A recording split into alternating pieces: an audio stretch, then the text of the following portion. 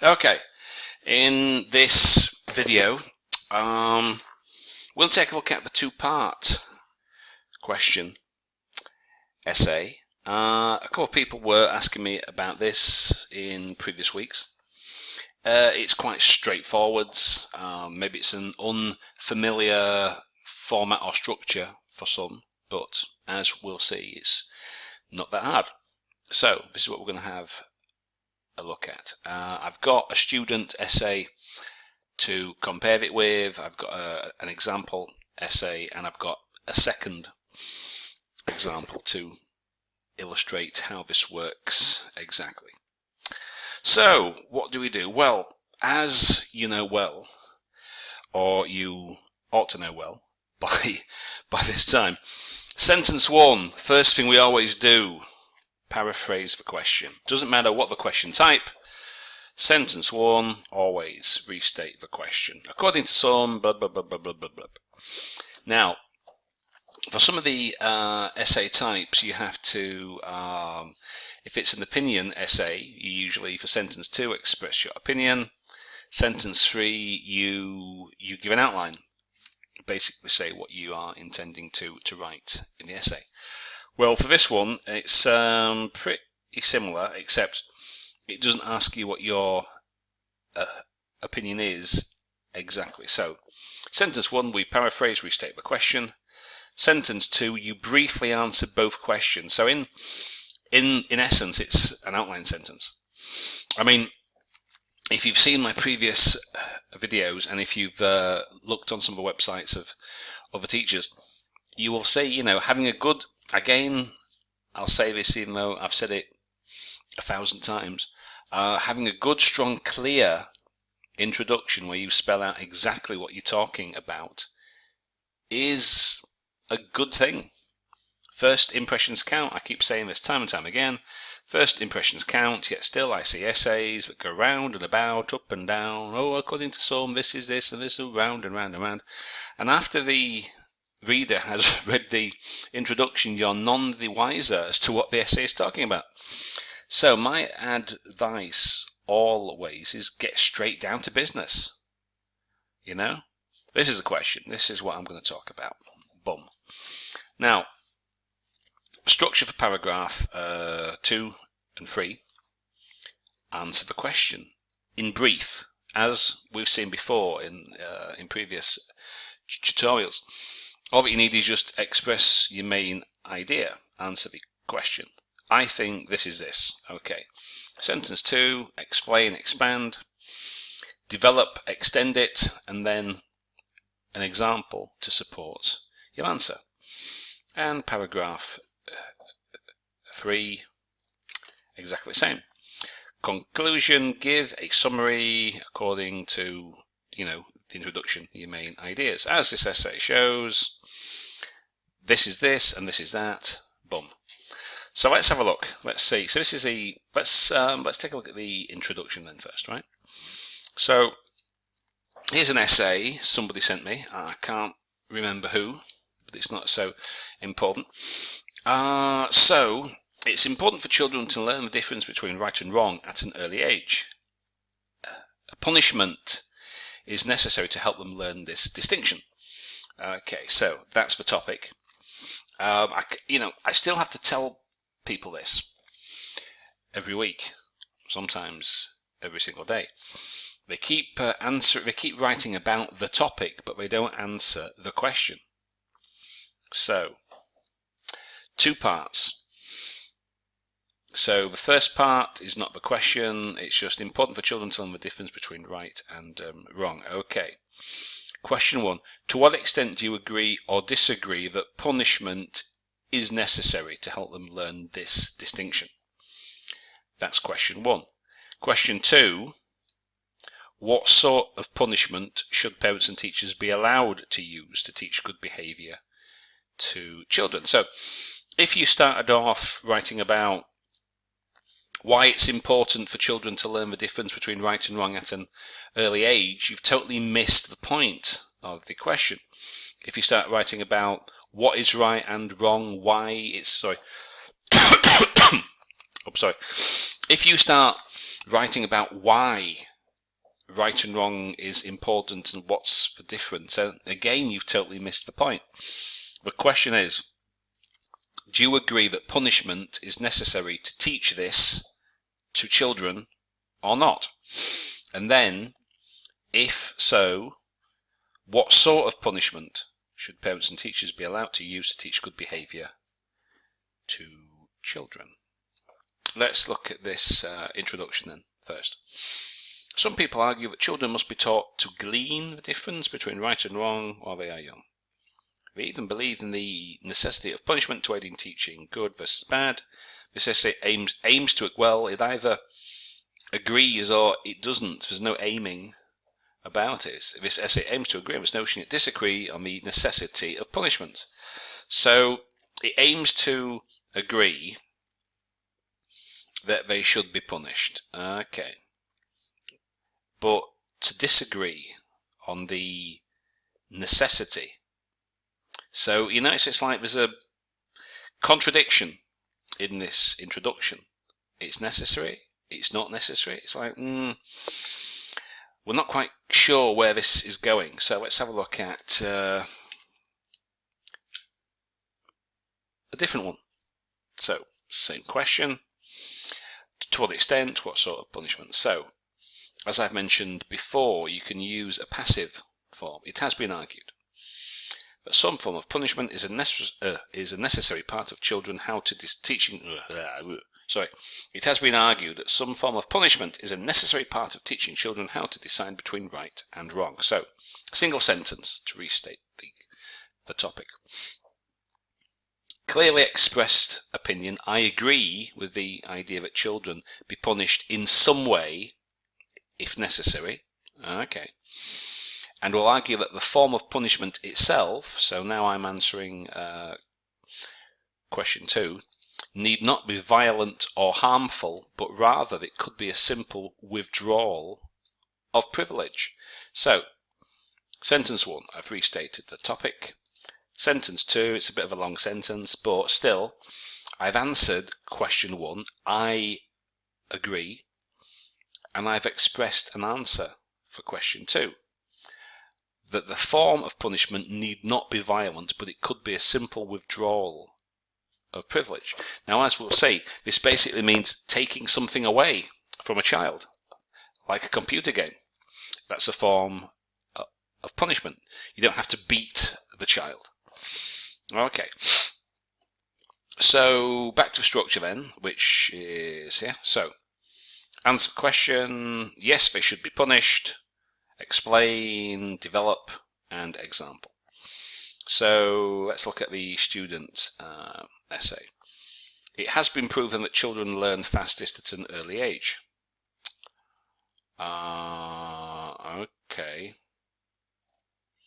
In my opinion, right and wrong, which is a cornerstone for good morals and right conduct, necessary to our future generation. So this is what I was talking about.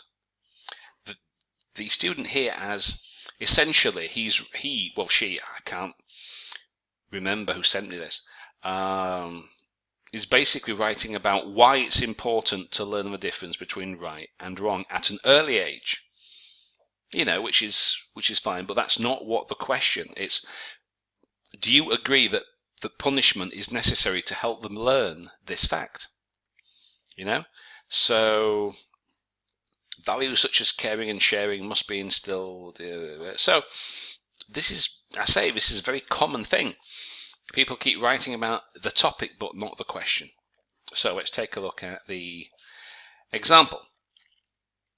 So, if children are to grow into adults with a strong moral sense, then teaching them right and wrong at an early age would seem to be sensible.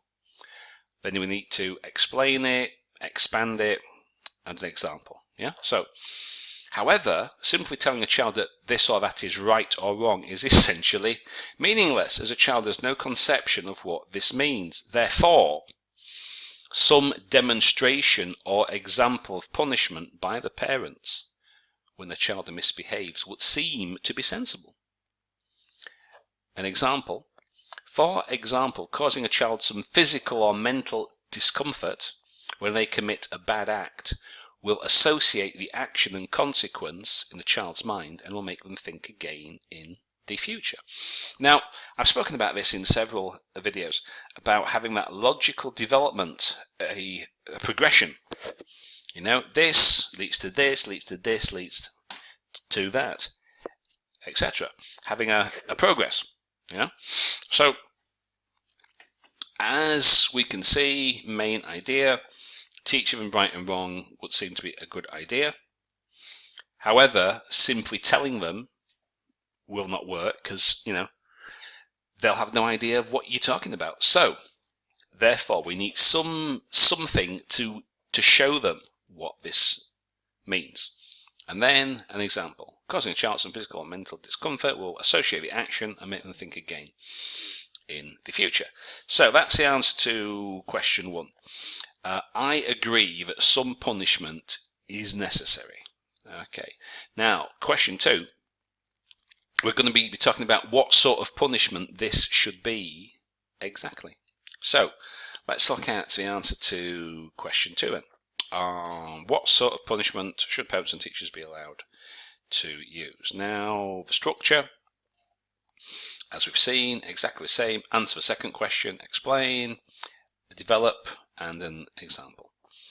So, if we look at the student essay, on the other hand, letting children learn such values at their own pace might create a more solid example for the negative effects of a wrong decision for a child. Grammar and vocab aside, I'm not quite sure what that means. Okay, so the question which we want addressing in this particular paragraph is what sort of punishment? Okay. An example could be a playmate crying when a toy is taken from him. Experiencing this could empower the child's understanding of the effects of his actions. Despite this, so we've got a concession here which we don't really need. We don't have a very clear example. We have an example could be a playmate, yeah, but are you talking about, but who's taking the toy?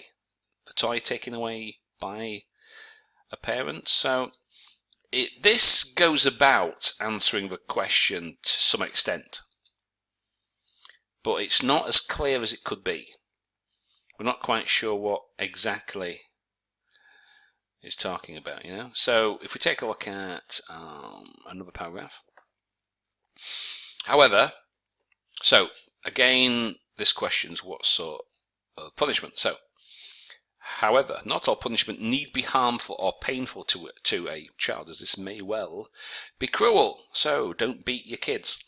For example, denying a child his or her favourite toy. Now that's what the student essay was talking about. You don't need to beat them. Just take some shit off them. If you don't behave, you won't get it back. You know.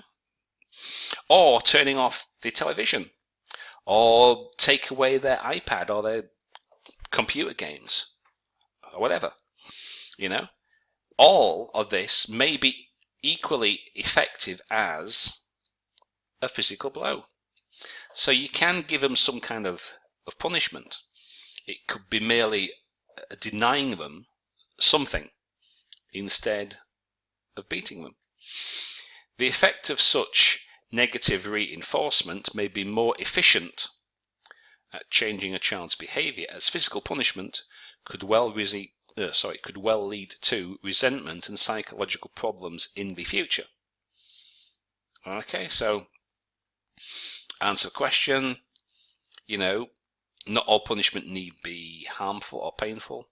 I mean, the structure here is slightly messed about, but still the ideas are there. You know, we have a logic, you know, so you don't need to hurt them, you know. For example, take some shit away, and that can be as efficient at changing behavior, such as negative reinforcement.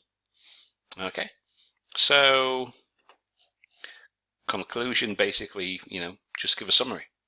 So if we take a look at the student essay now, they've written a little bit more. They've got 5 paragraphs here, which we don't actually need. So on the matter of punishment, it's my belief that although it may achieve its desired effect, it must be avoided, avoiding wrongdoing in punishment. So this,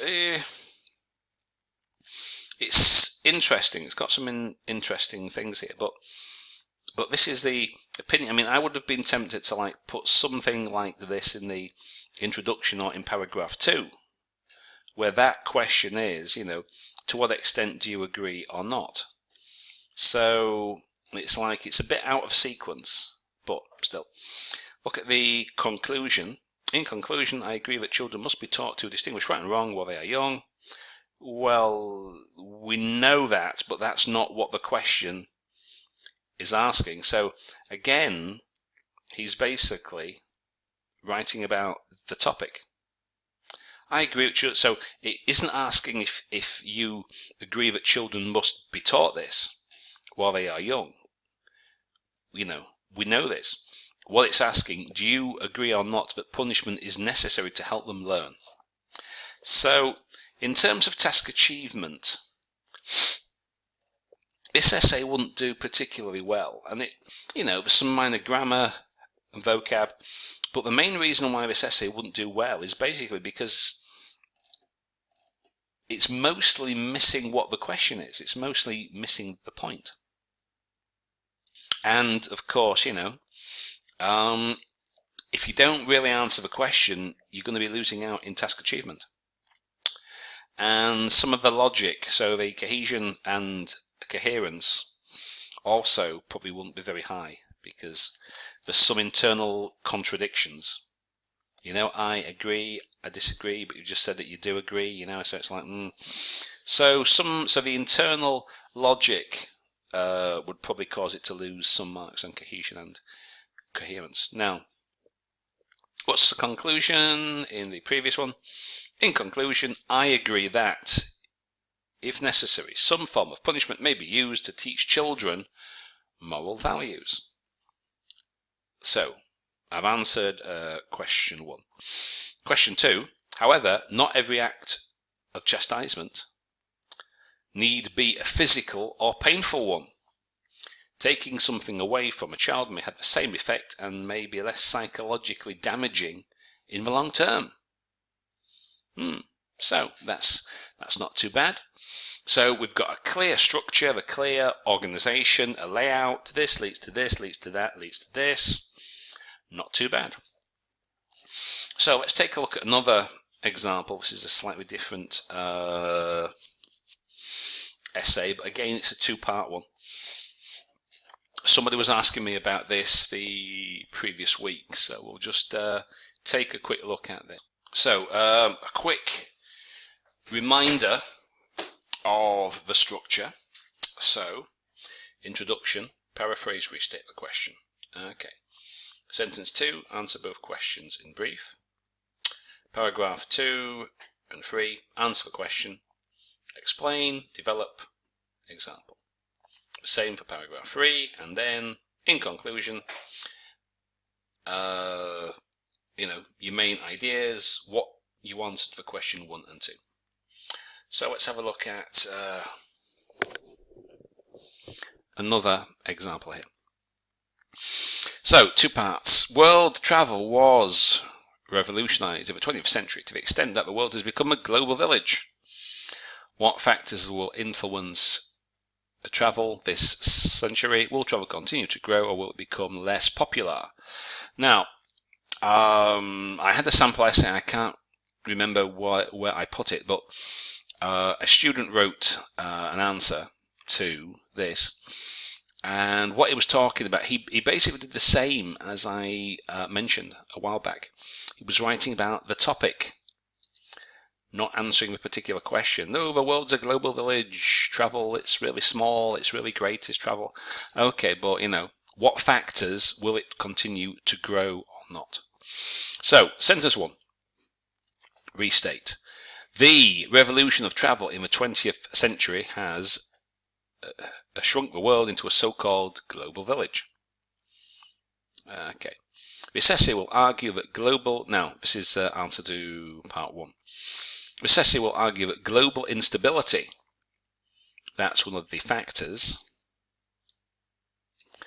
will change some of the popular destinations for travellers, and that despite this,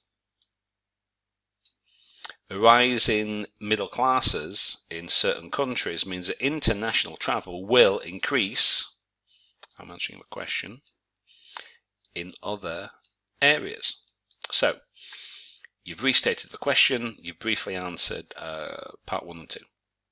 So, paragraph 2, question 1, what factors? Okay, it can well be argued that factors such as terrorism and regional instability will have the effect of deterring many tourists from once popular destinations. Islamic bomb attacks and shooting down of aeroplanes in Egypt, to give one example, have had a severe impact on tourist numbers. It is estimated by the Egyptian Board of Trade that bookings for the once popular seaside resort of Sharm el-Sheikh have dropped by 50% in the past year and is set to fall further. This pattern has been seen in other countries where a similar incidents have occurred and has seen a shift in tourist destinations. Now, I made up the figures because I couldn't remember what they were exactly, but this is a real example. I was reading something in the papers a while back about how many Egyptian resorts are basically abandoned, and how some of the North African resorts in Morocco, Tunisia, etc., have seen a large fall because people don't want to get blown up or shot on holiday. They want to get laid and get pissed, but not get blown up or shot. So that's a real example, more or less. Now, it doesn't have to be, as I mentioned before on several occasions. It's perfectly fine to make up examples. That's perfectly fine. However, now part 2, will travel continue to grow or not?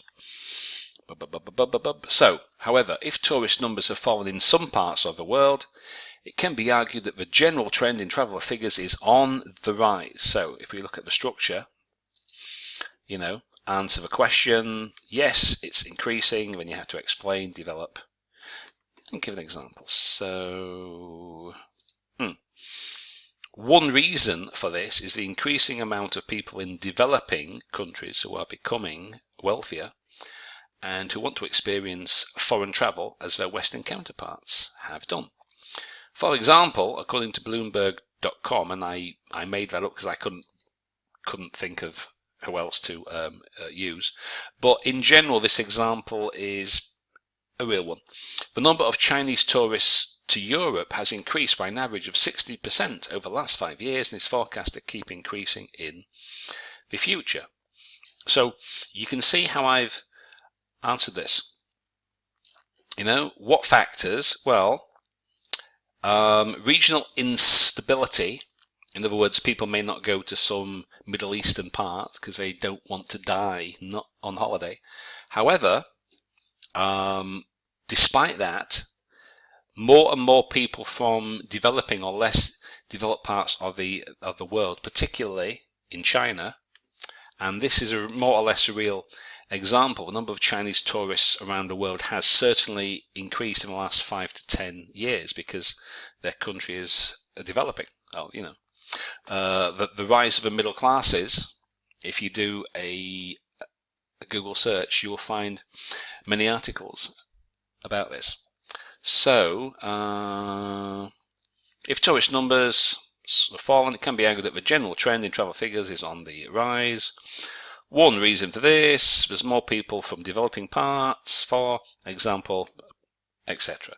So, in conclusion, although fears of terrorism may see a decrease of travel, so this is the factor, so that's the factor, or one factor that answers question 1. Fears of terrorism may see a decrease of travel to less stable parts. Answer to question 2, will it continue? This fall will be more than offset. In other words, that fall will be reversed or increased by tourists from countries such as China who are eager to see the world, albeit a safer part of it. So that's not so bad. So in essence then, for these two-part questions, for sentence 1, you paraphrase the question. Sentence 2, briefly answer the questions. And then in your paragraphs, main idea, factors such as terrorism, blah, blah, will have the effect, so that's the main idea. Extend it, example, okay. Then main idea, the general trend will increase, which is answering the question. Why will it increase? More people from developing parts who can afford it. For example, the Chinese tourists, boom, boom, boom. Okay, now, as you've noticed, I don't always have, sentence 1, 2, 3, 4. Sometimes it's only 3. But again, this is because, I basically wrote that essay under the same conditions that you would be, So I gave myself a a very short amount of time to write it, and I was thinking aloud at the time, and when you're doing that, you might not always be able to think of another example or another sentence, and I think I mentioned this to a student a couple of days back, if you think about, there's more than one way to write an essay. It's a bit like if you're making a cake. As long as the general ingredients are there, does it really matter exactly what the order is? To a certain extent, no. So just as long as you contain what the criteria is calling for, which if you don't remember, I'll refresh your memory. So, where is it? A clear position, so I'm aiming here and above, a clear position throughout the response. So, if you read that example essay there, there's no doubt about what I think and where it's going, all the way. Oh, don't know what, but that's it's rather strange, but anyway, yeah. So you need a clear position throughout the response. Address all parts of the task. In other words, write about, answer the question, not write about the topic. Clear central topic, every paragraph. Logical organization of information and ideas. A progression, logic and sequence. This leads to this, leads to that, leads to this, leads to that. We don't want it a general. You want, relevant, fully extended and well supported ideas, which I think that essay does. So that's about it for today for the 2 parts. If you've got any questions, as always, I'll put my contact email. I'll put it here. As a matter of fact, it's kevin@prepareielts.com. If you've got any questions, any comments, if you want me to make any videos, send me a message, and I'll see you later. Okay.